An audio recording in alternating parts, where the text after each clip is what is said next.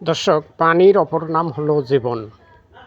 কারণ হলো গাজীপুর, মাওনা, নয়নপুরে আজকে 2 দিন যাবৎ পানি না থাকার কারণে মানুষ হাহাকার উঠে গেছে পানির জন্য।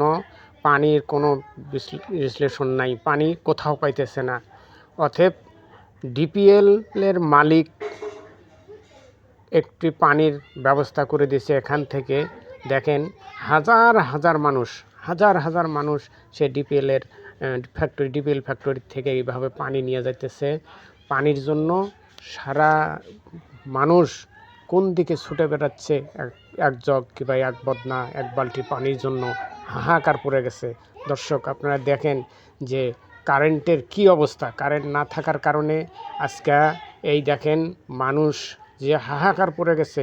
পানি, একটি কথা হলো যে পানি 1 সেকেন্ড না হলে হয় না। পানি নিত্যপূর্ণ ব্যবহৃত জিনিস।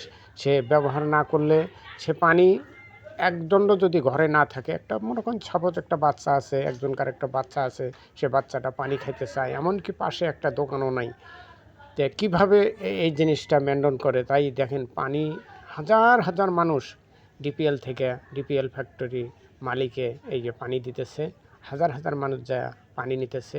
দেখেন পানির কি দুর্ভোগ, সারা দিন সারা রাত এইভাবে পানি দিতেছে ডিপিএল ফ্যাক্টরির মালিকে। এটা হলো মাওনা, নয়নপুর। দেখেন, আপনারা দেখতেই থাকেন, হাজার মানুষ পানি এইভাবে নিয়ে যাইতেছে।